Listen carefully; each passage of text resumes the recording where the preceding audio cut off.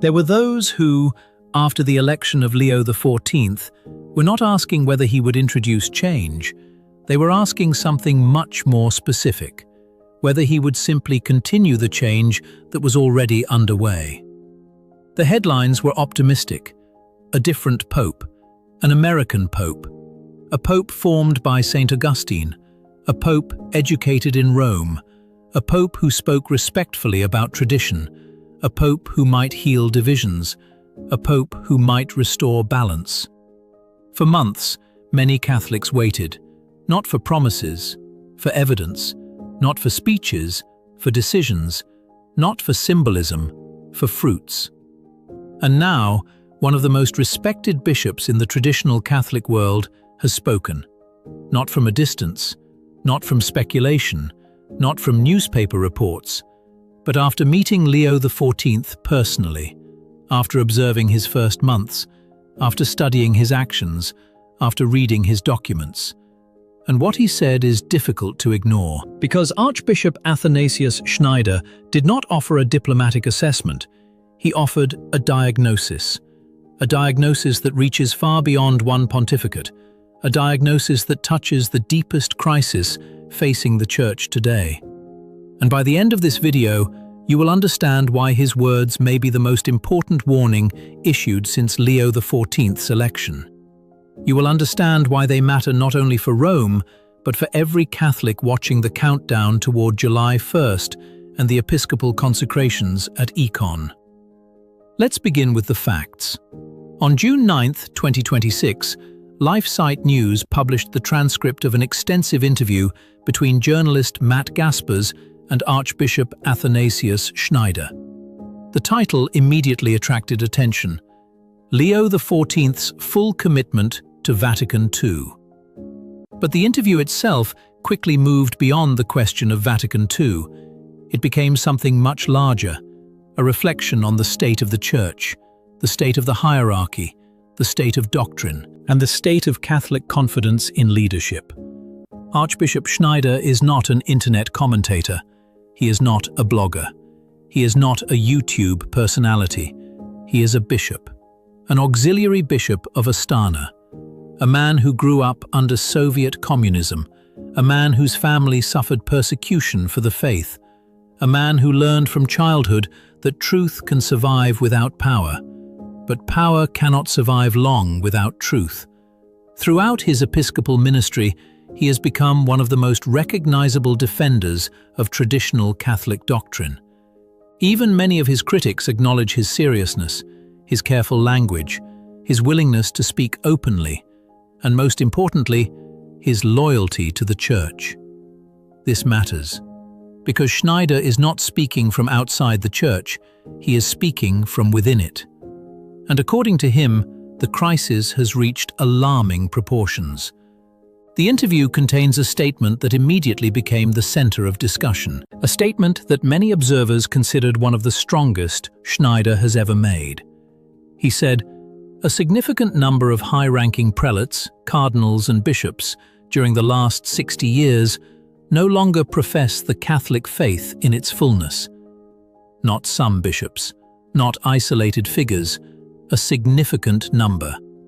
Then he continued, "They want another church, half Protestant, half worldly, adapted to modern perceptions, adapted to contemporary expectations, adapted to the spirit of the age." Pause for a moment and consider the magnitude of that claim. This is not criticism of administrative mistakes. This is not criticism of pastoral strategy. This is not criticism of public relations. This is a claim about faith itself, about belief itself, about whether the Church's leaders still believe everything the Church teaches.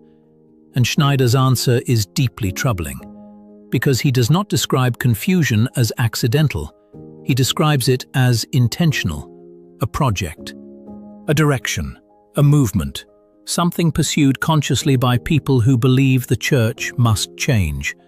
This point changes everything else, because if Schneider is correct, then many of the controversies of the last decades suddenly begin to look different. The liturgical disputes, the moral disputes, the doctrinal disputes, the debates about marriage, the debates about sexuality, the debates about ecumenism, the debates about religious liberty, the debates about synodality. They stop looking like isolated disagreements and start looking like different expressions of the same deeper conflict, the conflict between continuity and adaptation, between preservation and transformation, between tradition and accommodation. This is where Leo XIV enters the picture, because Schneider was asked directly about the new pope.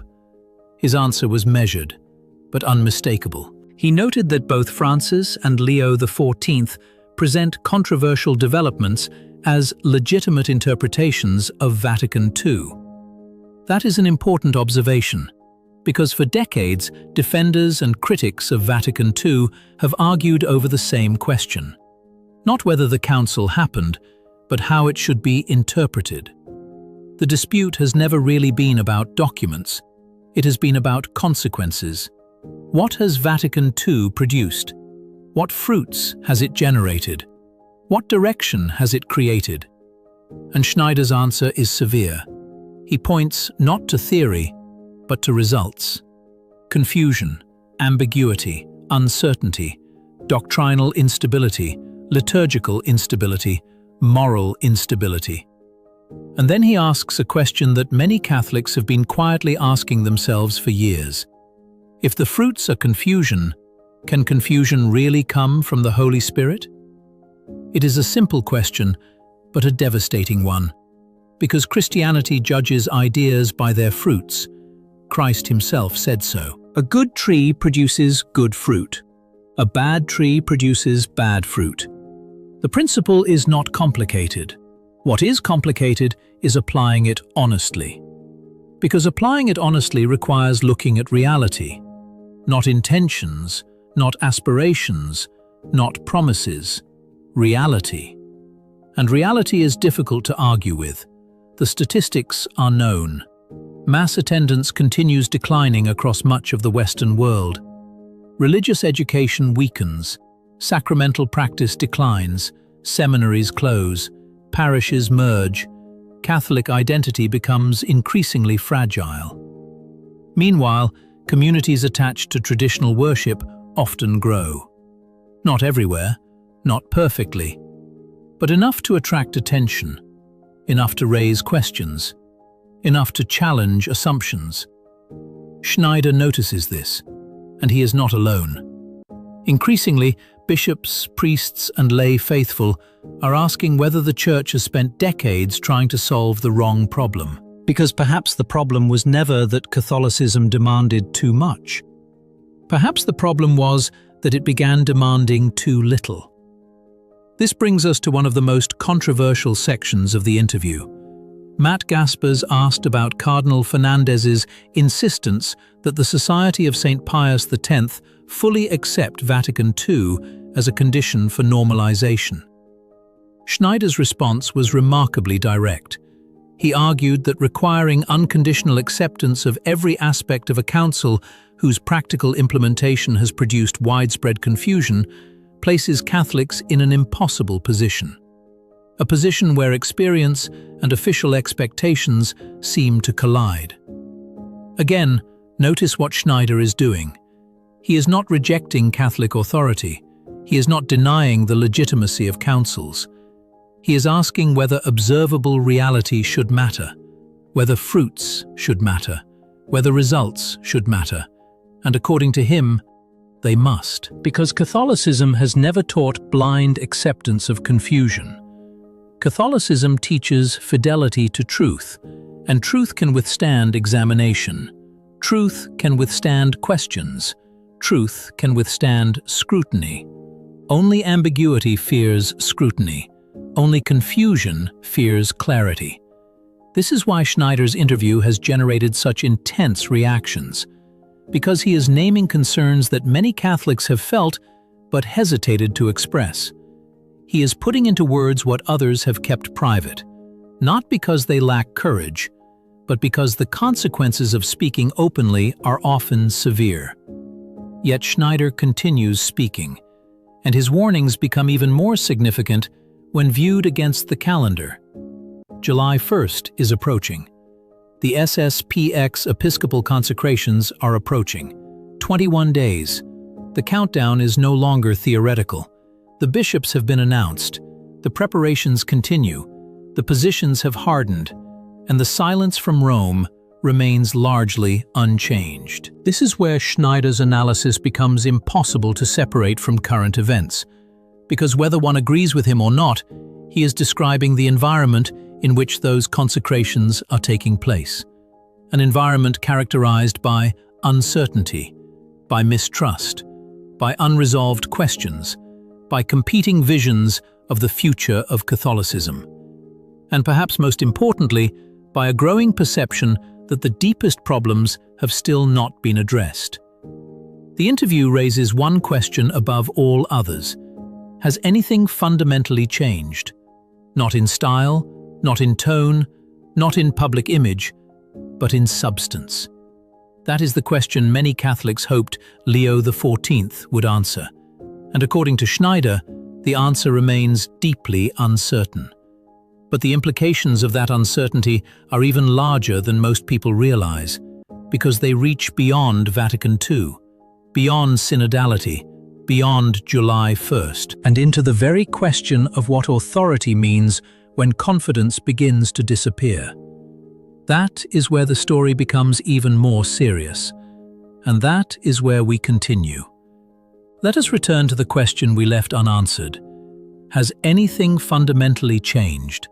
Because that is ultimately what many Catholics hoped Leo XIV would clarify. Not whether he would smile differently, not whether he would choose a different style, not whether he would speak a different language, but whether he would address the underlying causes of the crisis that has divided the Church for decades. Archbishop Schneider's answer is cautious, but it is unmistakable. His concern is not primarily about personalities, it is about continuity. Because every pontificate eventually faces the same test, not how it begins, how it governs.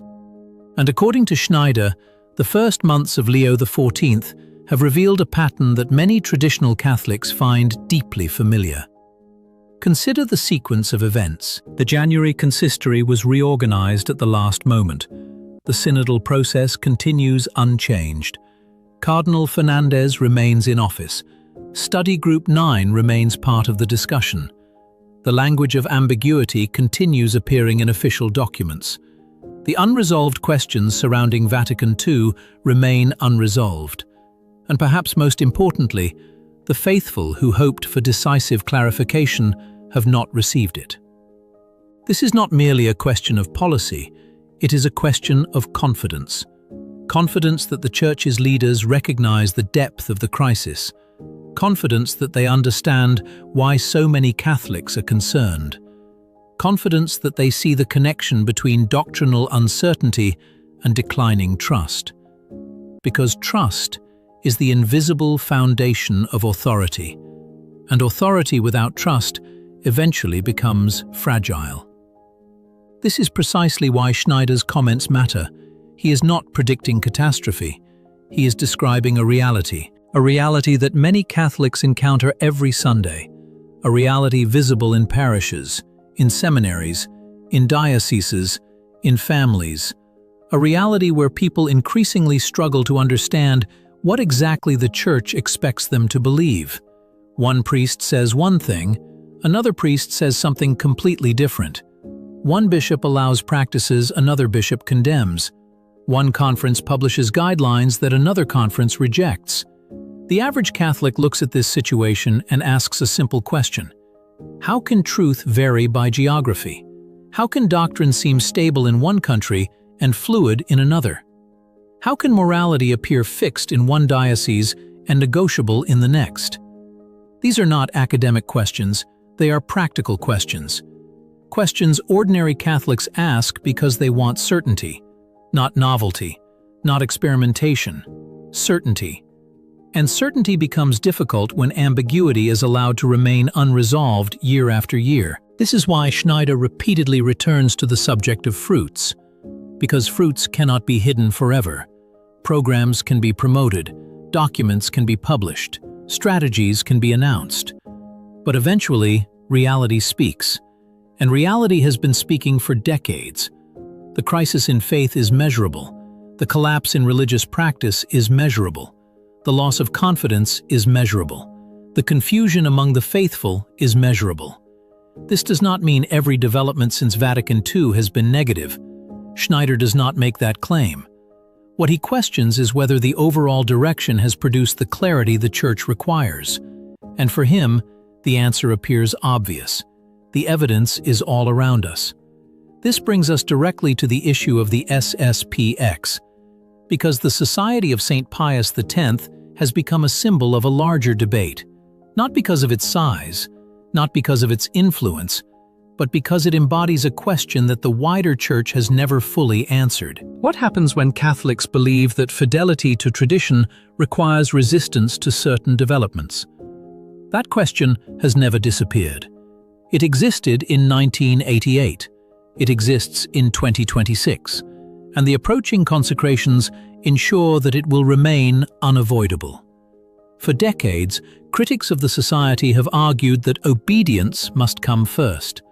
The Society has consistently responded that obedience cannot be separated from truth. The debate continues because both sides appeal to principles that Catholics value deeply: unity, authority, tradition, fidelity. The challenge is determining how those principles relate to one another during times of crisis. Schneider's interview does not resolve that debate, but it changes the conversation. Because he is not speaking as a member of the SSPX, he remains fully within the structures of the Church. Yet his diagnosis overlaps significantly with concerns long expressed by traditional Catholics. That fact alone makes his comments difficult to dismiss. And there is another detail that deserves attention. Schneider speaks repeatedly about courage, not political courage, spiritual courage. The courage required to speak clearly when clarity is unpopular. The courage required to defend doctrine when doctrine is inconvenient. The courage required to endure criticism without abandoning truth. History shows that every major crisis in the Church eventually required such courage. St. Athanasius needed it. St. Catherine of Siena needed it. St. Pius X needed it. The great reformers were not remembered because they avoided controversy. They are remembered because they confronted confusion. And confusion is precisely what Schneider believes remains the central problem. Notice what he does not say. He does not call for rebellion. He does not call for separation. He does not call for despair. Instead, he calls for clarity. Again and again. Clarity regarding doctrine. Clarity regarding morality. Clarity regarding liturgy. Clarity regarding the meaning of Vatican II. Clarity regarding the limits of adaptation. Because without clarity, every conversation eventually becomes circular. Every debate repeats itself. Every controversy returns, and every generation inherits the same unresolved tensions. This may explain why so many Catholics found the interview so striking. Not because Schneider introduced new arguments, because he expressed old concerns with unusual directness. The concerns were already there. The uncertainty was already there. The questions were already there. What changed was that a bishop said them openly. And once spoken openly, they become harder to ignore. As July 1st approaches, these questions become increasingly urgent. What happens after the consecrations? What happens if Rome responds with sanctions? What happens if Rome remains silent? What happens if the divisions deepen? What happens if trust continues eroding? No one knows. And Schneider himself does not claim to know. But he does know something else, that crises are never solved by pretending they do not exist.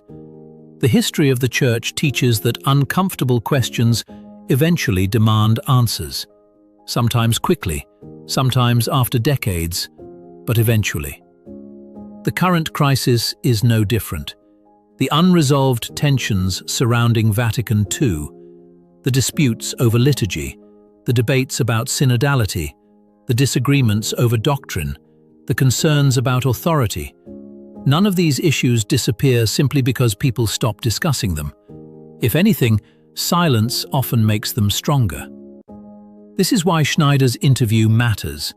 Not because it provides all the answers, because it forces Catholics to confront the questions.